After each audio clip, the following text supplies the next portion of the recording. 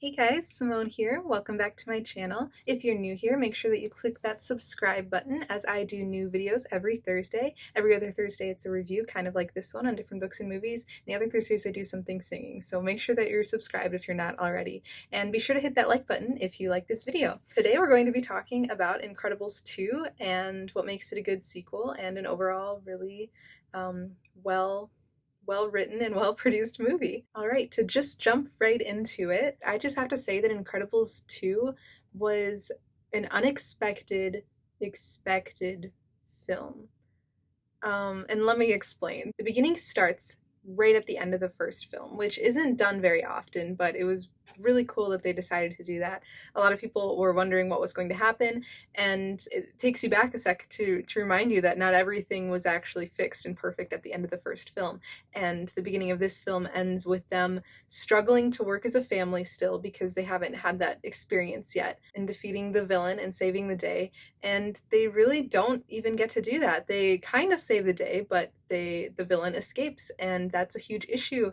And right now superheroes are still illegal, so what they just did was illegal, and that's a big deal too. So that's something that they have to overcome. We really didn't even notice it until the second one came out, that the first film, they had not addressed any of the issues about the fact that superheroes were still illegal, all the problems with the law and government and politics and all that kind of stuff. All that gets addressed in this film, which is just so great. And there's a lot to unpack there, which I don't really feel like doing just because I just don't feel like doing it. It's hard to unpack because you can see both sides of you can see all different angles from like political things, and because there is a lot of politics in this movie. So I'm not going to actually dissect the politics of this movie, but yeah, I think that was just really well done, and that was a really good thing that went throughout the whole movie. And for that reason, this film ended up actually being really necessary because they left so many things open. This film was necessary, unlike Toy Story 4. If you guys have not seen my last video, I will link it up here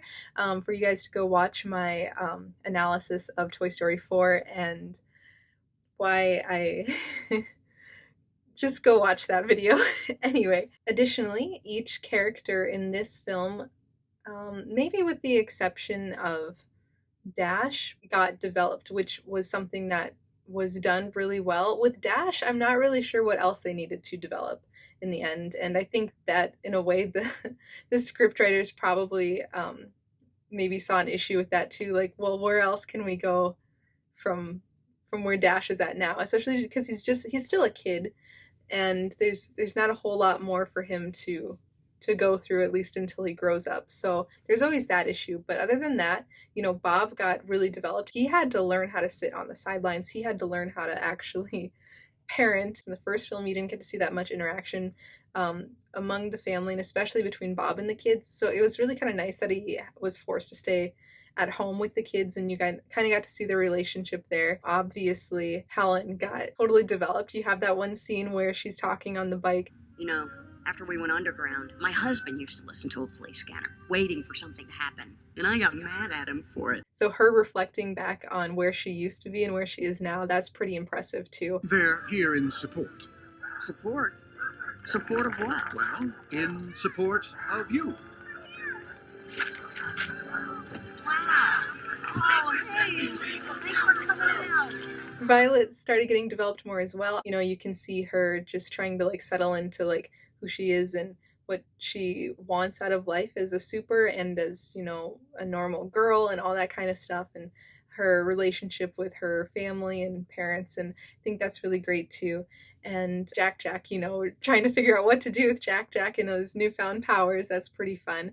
And overall, the story really continues following them as a super family, and them learning to be a family and work together as a family, and I really like that. Another great thing that they did with this sequel was give us more of the characters, or not necessarily more, but showed us more scenes with the characters that we really loved from the first film, like Frozone and Edna, without making the plot centered around them, because sometimes that can end up being an issue if you just take a popular character and just try to make everything about them. But the way that they pulled it off wasn't like that. They added them in and like gave them more reason to be there, more reason for them to have their moments and to step into the light and to kind of develop a little bit on their own and see the relationships between them and the super family. And I think that's really great as well. Another thing that makes it a good sequel. Now, this doesn't really have to do with it being a sequel, but it has to do with Incredibles 2 being a good movie.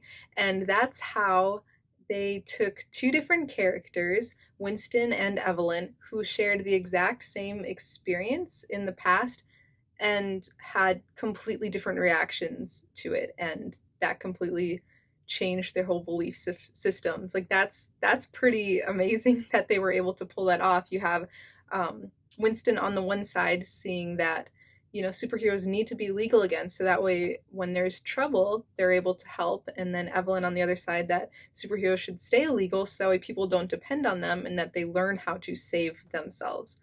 And that's just kind of wow, how, you know, two siblings, they grow up exact same instance and just completely polar opposite ideals because of that. I just love that. That's so great. One of the downsides from this movie is the fact that Screenslaver slash Evelyn as the villain is not nearly as impressive as Syndrome was as the villain. With Syndrome, you had him manifesting psychologically inside himself ever since he was a little boy, because he was such a huge fanboy and he got turned down. He just turned that all into rage and grew up making him a very, very personal villain. So Evelyn didn't really have like that personability so much with the Incredibles. She did become friends, of course, kind of, with Elastigirl, but that was obviously a fake. She said, she's like, well, why did you even trust me anyway? I mean, we hardly know each other. Both villains, you know, Syndrome and Evelyn and Screenslaver, kind of made some really good points, and I really love that about movies, when there are things that villains can say that, you know, it's twisted in its way, but there's also a hint of truth in there. For example, you had the line that Syndrome said, and when everyone's super, no one will be.